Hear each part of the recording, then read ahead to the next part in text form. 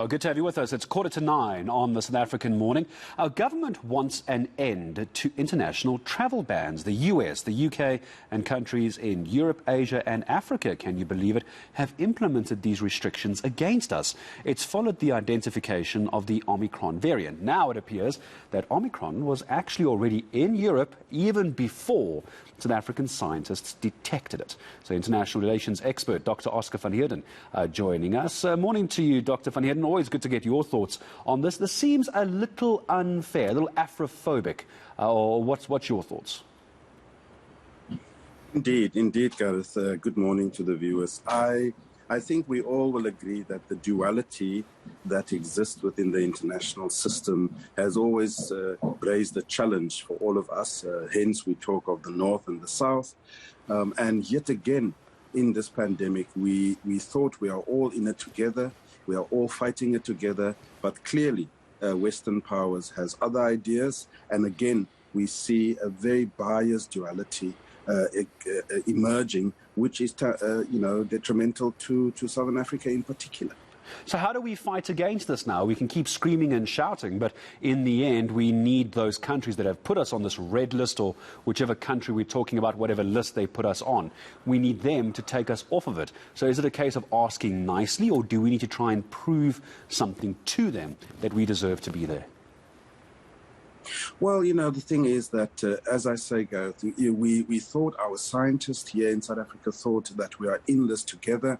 We are trying to stay on top of this pandemic and this virus. And I'm sure that's why, as soon as they discovered a new variant that is, of course, a potential threat to everyone, they shared that with the world, and only to find that we get punished for this. So the way it works is really about talking. It is about having bilateral arrangements. The president needs to get on the phone, talk to Boris Johnson, talk to President Biden, and so on, and basically indicate that it is unfair practices, that it doesn't make any scientific sense to have these travel bans, and that we are all trying to fight the variants, the various variants of this disease and this virus. And hopefully they will see reason. You see, the thing is, Gareth, that it's understandable. It's understandable that Western powers obviously want to protect their own citizens and so forth.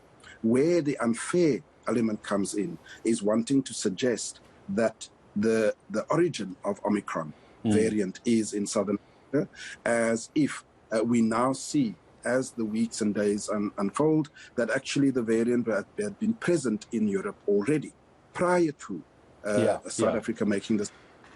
And that's where the unfairness comes in. It is unfair, and I think the irony of this is it's often from countries that are fighting vehemently against fake news, and yet they've gone and made a decision based on something that is fake news that clearly is not what has happened. I'd like your thoughts, Doctor, before I let you go. The last family meeting that we had, the country's president, President Ramaphosa, alluding to these unfair bans.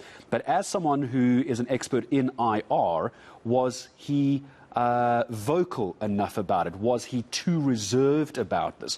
Do Western leaders take President Ramaphosa seriously when he makes the kind of statements that he made during the last family meeting, or was he simply too polite? I think he was a bit too polite, quite frankly.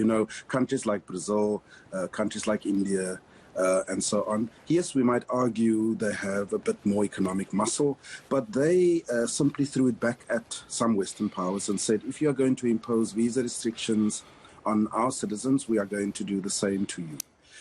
And I think that even though I know those that are in the hospitality and tourism industry wouldn't want to hear this, but I do think that as South Africa, being such an attraction, a very attractive tourism-wise, we should also begin to say that if we are going to be treated unfairly, then we should also impose visa restrictions on the British, on some European countries and so forth. And yes, perhaps in the short term we might suffer the consequences, but in the medium to long term, they are going to begin to have some measure of respect for the South Africans. Yeah, it's about time that the West stops bullying Africa, and this might be the time to do it as well. It's always good to have you, Doctor, joining us. International relations expert, Dr. Oscar van Heerden, joining us from down in the beautiful Eastern Cape. And I think that's the sense a lot of people had about the way the president was wording the issue of these bans against Africa. Some saying just simply too diplomatic, others saying too polite.